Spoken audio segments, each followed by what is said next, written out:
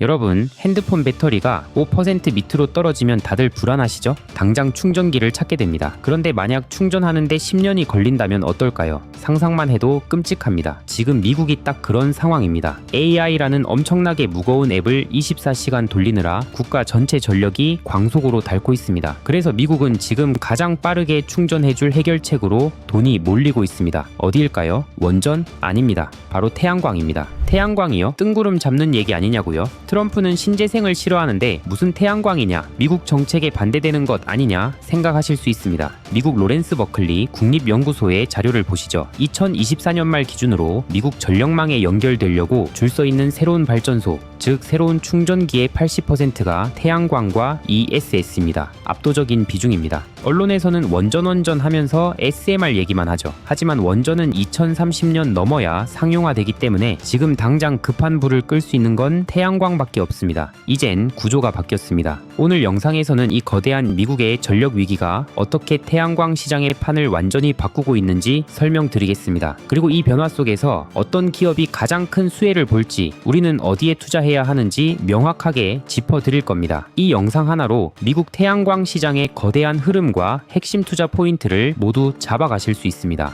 여러분들은 언제 태양광 주식을 사야 하는지, 특히 어떤 기업을 주목해야 하는지 알게 될 겁니다.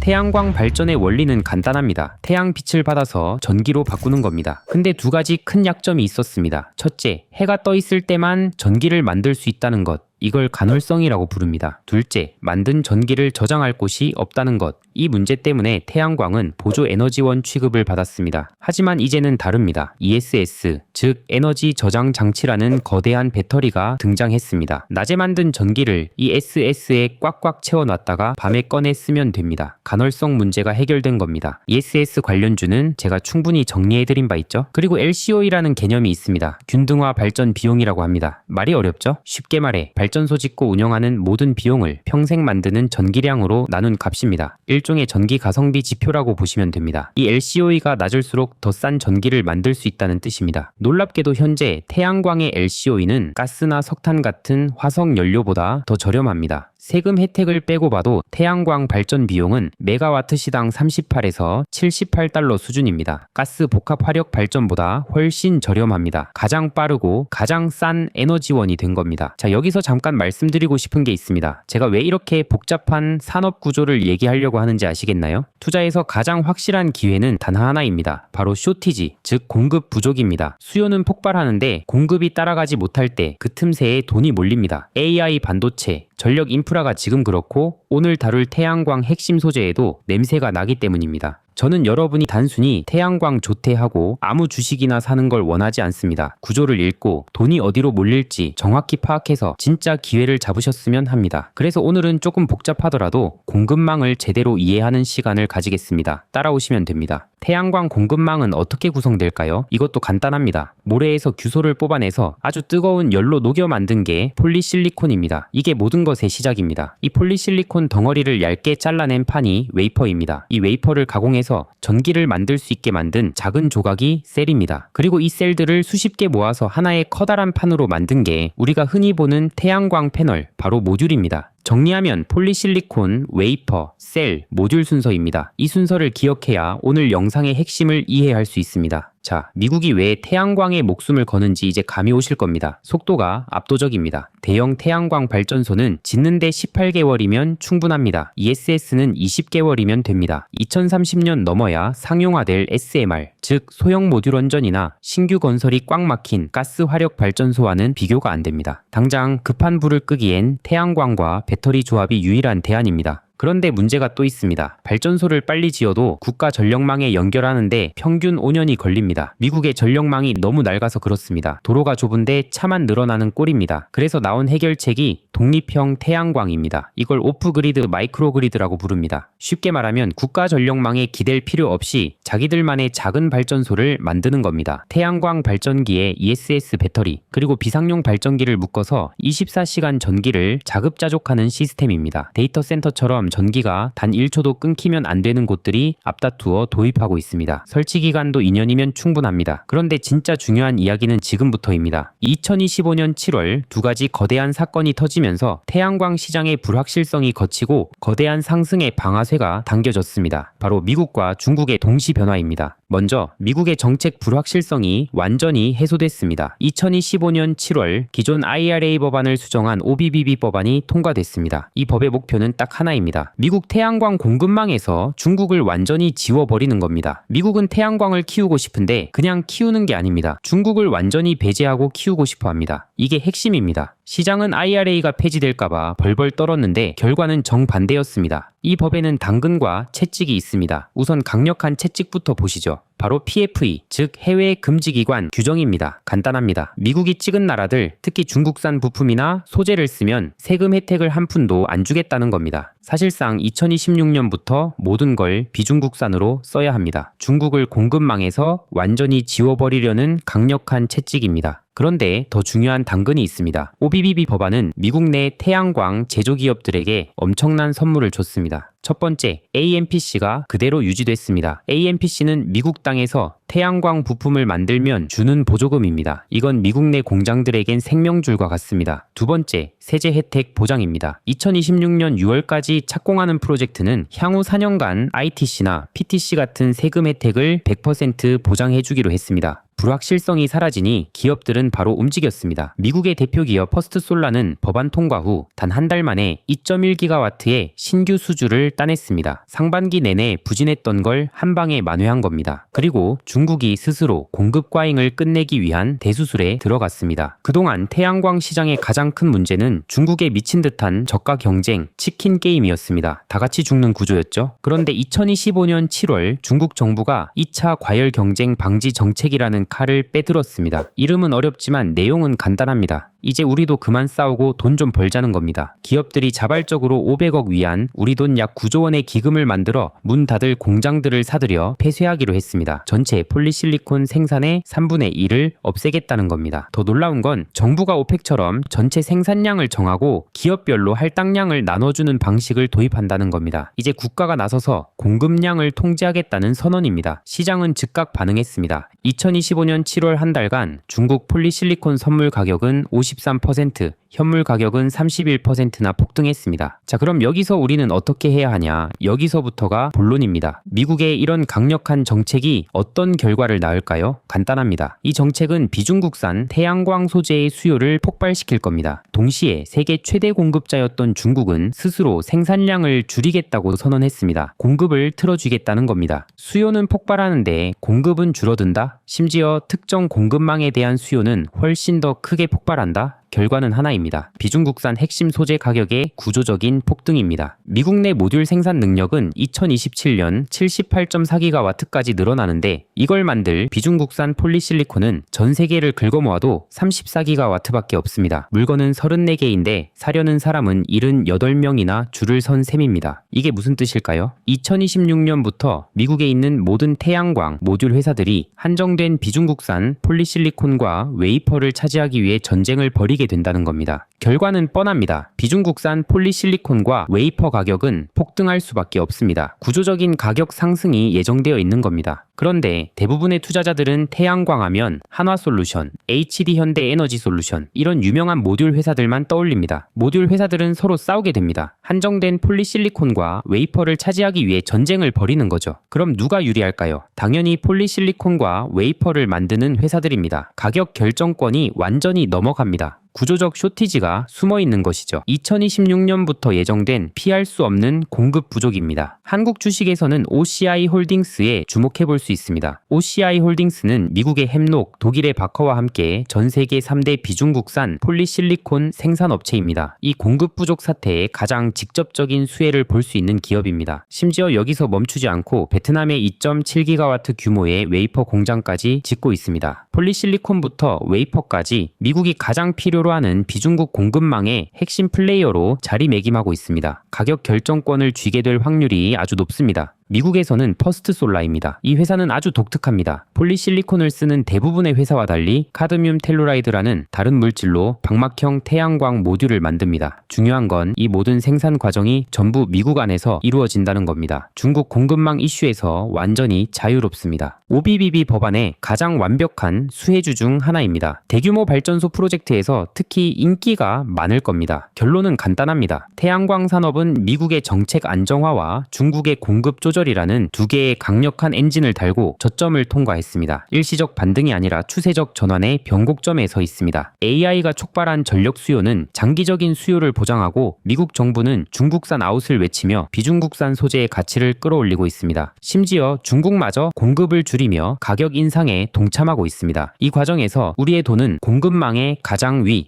OCI 홀딩스 같은 희소한 소재를 만드는 기업으로 흘러가야 합니다. 물론 리스크도 있습니다. 트럼프의 추가적인 행정명령이나 중국의 구조조정이 실패할 가능성도 예의주시해야 합니다. 하지만 진짜 추세적 상승의 마지막 퍼즐은 금리 인하입니다. 금리 인하가 지속될수록 태양광 프로젝트의 수익성이 개선되면서 새로운 수요를 만들어낼 수 있습니다. 미국 태양광 시장의 대전화는 이제 막 시작됐습니다. 이 거대한 변화의 흐름을 읽는 자가 큰 기회를 잡을 수 있습니다. 오늘 영상 여기까지입니다. 사실 많은 사람들은 제 유튜브 영상보다 10배, 100배 주식을 말하는 자극적인 제목의 영상만 찾으실 겁니다. 하지만 이 채널을 보시는 분들은 다르죠. 표면적인 뉴스가 아니라 진짜 본질을 보려는 분들이시니까요. 오늘 영상이 도움이 되셨다면 댓글에 하트 한번 달아주세요. 여러분의 하트 댓글 하나하나가 이런 콘텐츠를 계속 만들 수 있는 힘이 됩니다. 감사합니다.